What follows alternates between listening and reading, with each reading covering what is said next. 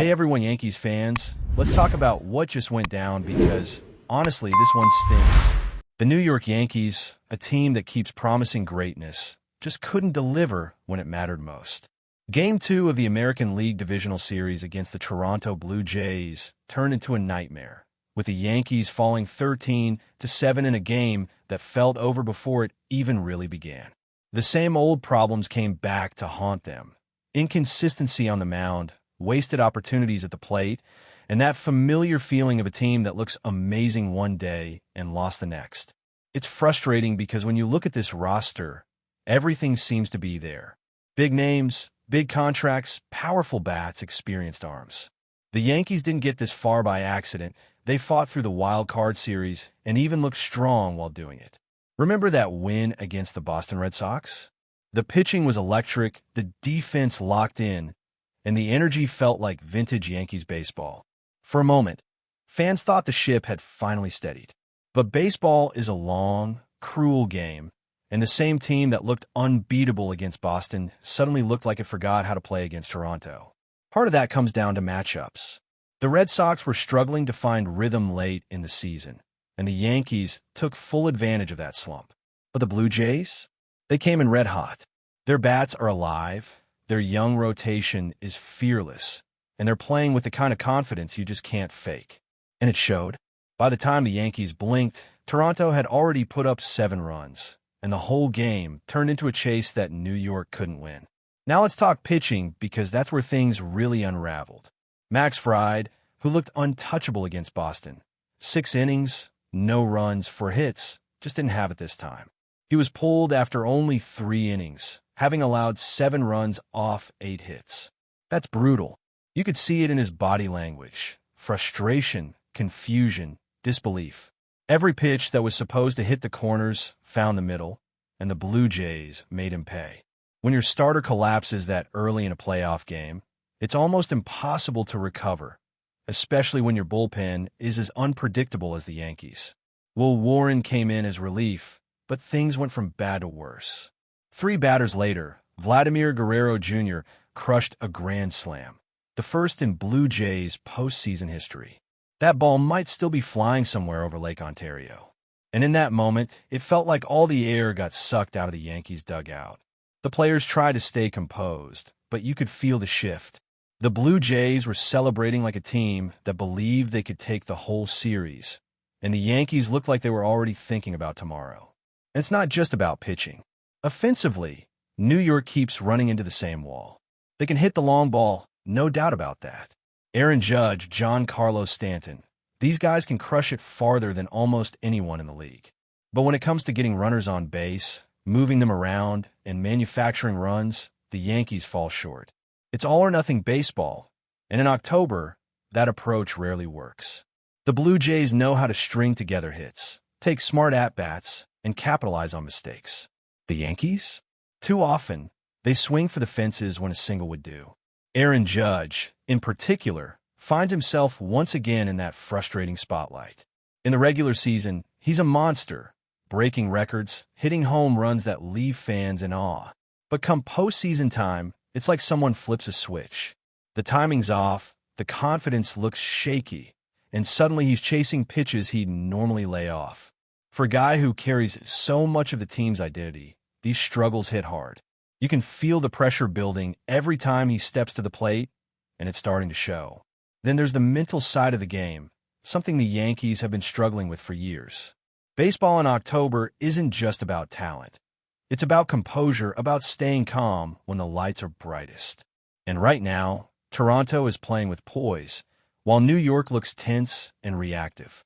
When a team gives up 9 runs in the first half of a playoff game, it's not just a physical breakdown, it's mental too. The Yankees looked like they were pressing, trying too hard to make up for every mistake with one swing. That's not championship baseball. Still, the series isn't over. The Yankees will head back to Yankee Stadium with their backs against the wall, but they've been in this position before. They've come back from worse. But the difference now is that their flaws are on full display, and other teams know how to exploit them. The Blue Jays are not going to give them breathing room. They've tasted blood, and they're coming for the sweep. For New York to stand a chance, everything, pitching, defense, batting order has to click perfectly. There's no margin for error anymore.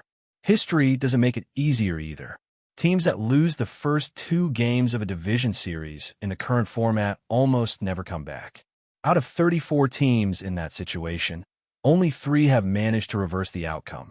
Ironically, one of those comebacks was the Yankees themselves back in 2017 against Cleveland. But that was a different team, a different energy. The question is whether this group has that same fight. They've already proven they can rally. They closed a 6.5-game gap behind Toronto in the division race and pulled off a wild-card comeback. But doing it again against this version of the Blue Jays feels like climbing a mountain with no rope. Part of the problem is that Toronto's pitching staff has completely outclassed the Yankees so far. Trey Yesavage, only 22 years old, pitched 5 perfect innings with 11 strikeouts in Game 2. 11. That's dominance. When a kid that young shuts down a lineup stacked with stars, it tells you something about where these 2 teams are mentally. Toronto's young arms are fearless, and New York's big names are tight, pressing, trying to do too much. That's the difference between a team that's loose and confident and one that's fighting ghosts of its own history. Even when the Yankees started to show life in the 6th inning, putting up 7 runs, it was too little, too late. The Blue Jays' offense had already done the damage, and every time New York chipped away, Toronto answered right back. That's the mark of a complete team. They never let you breathe. The bullpen couldn't stop the bleeding, and by the time Warren was finally pulled in the 7th, the game was already out of reach. It was another reminder of how fragile this Yankees pitching staff really is once the starters falter. Now, they've got 1 day to regroup to figure out what kind of team they really want to be. Because at this point, it's perfection or bust. If they lose 1 more, the season's over, and another year of almost will go down in the books. Yankee fans are tired of that story. They've seen the same cycle too many times. A promising regular season, a little postseason magic, and then heartbreak when it matters most. The fans deserve better, and deep down, the players know it. The question now is simple. Do the Yankees still believe in themselves? Because talent isn't the issue. It's the mindset, the ability to show up under pressure, the belief that they can claw their way out of this hole. The Blue Jays are playing like a team with nothing to lose. The Yankees need to find that same fire, that same hunger, or else this series will be remembered not for a comeback, but for another collapse. All right, let's pick up the story and dive deeper because the saga of this Yankees team in the playoffs is far from over, and the tension is only getting thicker. Coming back to Yankee Stadium gives them a chance to hit the reset button, but the reality is that they're walking a razor's edge. The Blue Jays have shown they are fearless, precise, and fully capable of capitalizing on even the smallest mistake. Every pitch, every swing, every base-running decision is going to be scrutinized under a microscope because at this stage of the playoffs, there is no room for error. And New York has made it painfully clear over the years that perfection is not their default setting. One of the biggest issues is consistency. When the Yankees are firing on all cylinders, they can be unstoppable. That combination of power hitting, elite pitching, and clutch defense can overwhelm anyone.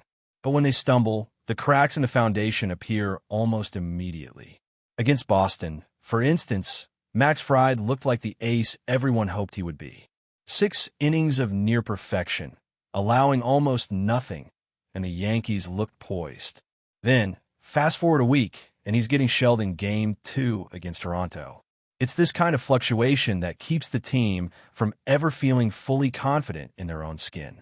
Baseball at this level is unforgiving, and inconsistency can be fatal. Then there's the mental aspect of these playoffs. October baseball is as much about focus and composure as it is about raw skill. The Blue Jays, particularly their young arms like Trey Yesavage, exude confidence. They pitch with aggression, they attack the strike zone, and they do not shy away from the moment. 11 strikeouts and 5 perfect innings at just 22 years old, that is poise. Meanwhile, the Yankees are fighting internal pressure, history, and expectation all at once. When you have the weight of big contracts, big names, and a fan base that demands excellence, that pressure can creep in and manifest in mistakes. It's subtle but undeniable. The swing timing is off, fielding decisions are hesitant, and the body language speaks volumes before the scoreboard even does. Offensively, the Yankees' reliance on power is a double-edged sword. Home runs are glamorous and exciting, but they're also volatile. You can't hit a long ball every at-bat, and when the Yankees fail to manufacture runs through singles, walks, and smart base running, the scoreboard can move dangerously slowly. Aaron Judge, Giancarlo Stanton, and other key hitters have the ability to change a game in one swing. But when those swings don't land, it exposes the team's lack of small ball strategies. Against a disciplined and aggressive team like Toronto, this weakness becomes a glaring problem. And yet, despite all of this, the Yankees have shown resilience in ways that give fans hope. They've climbed back from deficits before. They've won wild card games where the odds were stacked against them. That makes this team dangerous. You can't count them out because when that switch flips, they have the firepower and experience to make a comeback. But the series is short, and the Blue Jays are hungry. They've already shown they can exploit weaknesses and apply relentless pressure. That combination makes them extremely difficult to beat, especially when the Yankees are forced to scramble to find answers. Another point worth noting is bullpen management, which has been a consistent headache for this team. Will Warren's appearance in Game 2 and the Grand Slam allowed to Vladimir Guerrero Jr. highlighted just how fragile the relief corps can be under pressure. A bullpen that can't reliably stop the bleeding places immense stress on the starting rotation and the offense. When every inning feels like a minefield, players have to overcompensate, trying to make up for one mistake by swinging for the fences or taking risks that wouldn't normally be necessary. It's exhausting, and it's exactly the kind of pressure that playoff teams thrive under, or collapse from. History looms large over this team as well. The Yankees have been in tight spots before, and the ghosts of past playoff failures are never far from the conversation. Fans and players alike remember missed opportunities, late-inning collapses, and the bitter taste of coming up short despite talent and expectation. That historical weight can either motivate a team or weigh it down. In the case of this year's Yankees, it's a delicate balance. The team has shown grit and determination in the regular season, clawing back in the division and navigating the wild card. But the pressure of maintaining perfection over a short series against a young, confident opponent like Toronto is immense. One misstep could end their run abruptly, and that reality is never far from the minds of the players. Meanwhile, Toronto's approach is a study in discipline and aggression. They know how to pitch to strengths, exploit weaknesses, and take advantage of the Yankees' occasional lapses in focus. A lineup that can consistently get on base and capitalize on opportunities is difficult to contain, especially when your own offense is inconsistent. The Yankees' ability to respond to pressure is admirable, but it's being tested like never before.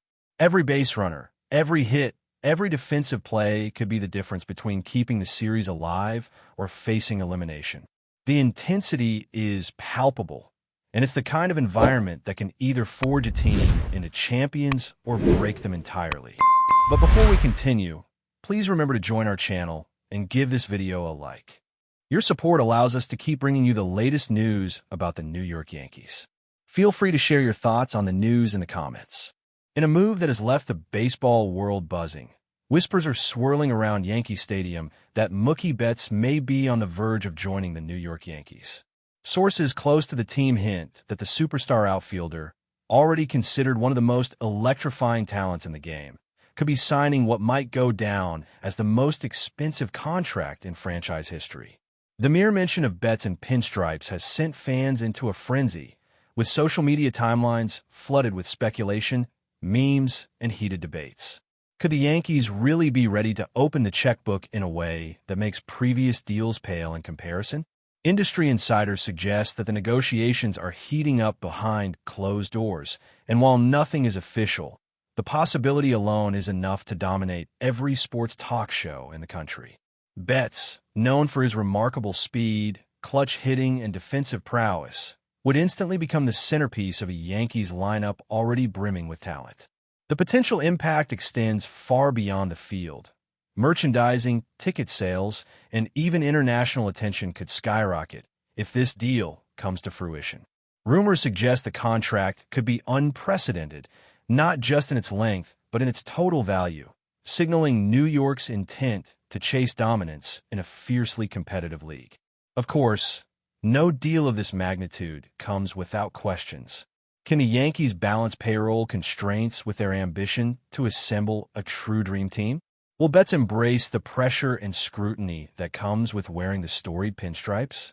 And perhaps most importantly, how will the rest of the league respond if the rumors are confirmed? For now, the city of New York is left on tenterhooks, with every beat of the rumor mill fueling excitement and speculation. Baseball insiders, fans, and pundits alike are counting down the days, wondering if this could truly be the blockbuster signing that reshapes the Yankees' future and possibly the entire landscape of Major League Baseball. One thing is certain: if Mookie Betts does make the move, the chatter isn't dying down anytime soon. That's it for this update. If you enjoyed the video and want to keep receiving exclusive news about the New York Yankees, please subscribe to our channel and give us a like. We always appreciate your comments and opinions. See you in the next video.